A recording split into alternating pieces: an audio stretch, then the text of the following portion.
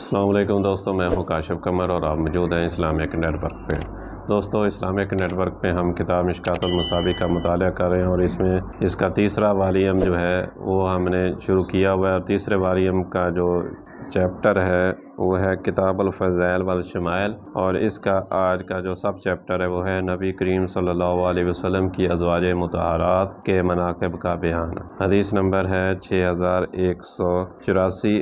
علی رضی اللہ تعالیٰ عنہ بیان کرتے ہیں کہ میں نے رسول اللہ صلی اللہ علیہ وسلم کو فرماتے ہوئے سنا، اپنے زمانے میں مریم بنت عمران سب سے بہتر خاتون تھیں، اور اس زمانے میں خدیجہ بنت خویلد سب سے بہتر خاتون ہیں۔ اور ایک دوسری روایت میں کہ ابو قریب بیان کرتے ہیں کہ وکیع نے آسمان اور زمین کی طرف اشارہ فرمایا۔ حدیث نمبر 6185۔ ابو ہریرہ رضی اللہ تعالیٰ عنہ بیان کرتے ہیں کہ جبرائیل علیہ السلام نبی صلی اللہ علیہ وسلم کی خدمت میں حاضر ہوئے تو انہوں نے عرض کیا، اللہ کے رسول خدیجہ رضی اللہ تعالیٰ عنہ آ رہی ہیں، ان کے پاس ایک برتن ہے جس میں سالن ہے اور کھانا ہے، جب وہ آپ کے پاس آئیں تو ان کے رب کی طرف سے اور میری طرف سے انہیں سلام کہنا اور انہیں جنت میں خولدار موتی کے گھر کی بشارت دینا، جس میں کوئی شور و شغب ہوگا نہ کوئی تھکن ہوگی۔ حدیث نمبر 6186۔ عائشہ رضی اللہ تعالیٰ عنہ بیان کرتی ہیں کہ میں نبی صلی اللہ علیہ وسلم کی کسی زوجہ محترمہ کے بارے میں اتنا رشک نہیں کیا جتنا خدیجہ رضی اللہ تعالیٰ عنہ کے معاملے میں کیا، حالانکہ میں نے انہیں دیکھا نہیں، لیکن آپ اکثر ان کا ذکر کیا کرتے تھے۔ بسا اوقات آپ بکری ذبح کرتے، پھر اس کے ٹکڑے کرتے، پھر انہیں خدیجہ کی سہیلیوں کے ہاں بیچتے تھے۔ کبھی کبھار میں آپ سے یوں عرض کرتی گویا دنیا میں خدیجہ کے سوا کوئی عورت ہی نہیں۔ آپ صلی اللہ علیہ وسلم فرماتے، وہ ایسی تھیں اور ان سے میری اولاد ہے۔ حدیث نمبر 6187۔ ابو سلمہ سے روایت ہے کہ عائشہ رضی اللہ تعالیٰ عنہ بیان کرتی ہیں، رسول اللہ صلی اللہ علیہ وسلم نے فرمایا، عائشہ جبرائیل علیہ السلام تمہیں سلام کہتے ہیں۔ انہوں نے فرمایا، وعلیہ السلام ورحمۃ اللہ، اور انہوں نے فرمایا، جو چیزیں آپ دیکھتے تھے وہ مجھے نظر نہیں آتی تھیں۔ حدیث نمبر 6188۔ عائشہ رضی اللہ تعالیٰ عنہ بیان کرتی ہیں، رسول اللہ صلی اللہ علیہ وسلم نے مجھے فرمایا، تو مجھے خواب میں 3 راتیں دکھائی گئی، فرشتہ ریشم کے ٹکڑے میں تمہیں اٹھائے ہوئے ہے، اور اس نے مجھے کہا، یہ آپ کی اہلیہ ہے۔ میں نے تمہارے چہرے سے کپڑا اٹھایا تو وہ آپ تھیں۔ میں نے کہا، اگر یہ خواب اللہ کی طرف سے ہے تو اسے پورا فرما دے گا۔ حدیث نمبر 6189۔ عائشہ رضی اللہ تعالیٰ عنہ بیان کرتی ہیں کہ صحابہ کرام اپنے تحائف پیش کرنے کے لیے عائشہ رضی اللہ تعالیٰ عنہ کی باری کا دن تلاش کیا کرتے تھے، اور وہ اس کے ذریعے رسول اللہ صلی اللہ علیہ وسلم کی خوشی حاصل کرنا چاہتے تھے۔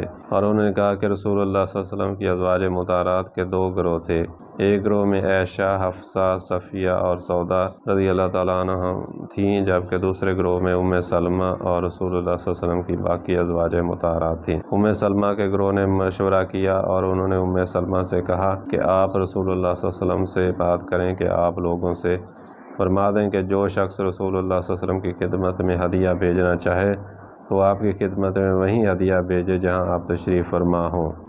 ام سلمہ نے آپ سے بات کی تو آپ صلی اللہ علیہ وسلم نے انہیں فرمایا، مجھے عائشہ کے بارے میں تکلیف نہ پہنچاؤ، کیونکہ عائشہ کے علاوہ کسی زوجہ محترمہ کے کپڑے میں مجھ پر وحی نہیں آتی۔ انہوں نے ام سلمہ نے عرض کیا، اللہ کے رسول، آپ کو تکلیف پہنچانے کی وجہ سے میں اللہ کے حضور توبہ کرتی ہوں۔ پھر انہوں نے فاطمہ رضی اللہ تعالیٰ عنہ کو بلایا اور انہیں رسول اللہ صلی اللہ علیہ وسلم کی طرف بھیجا۔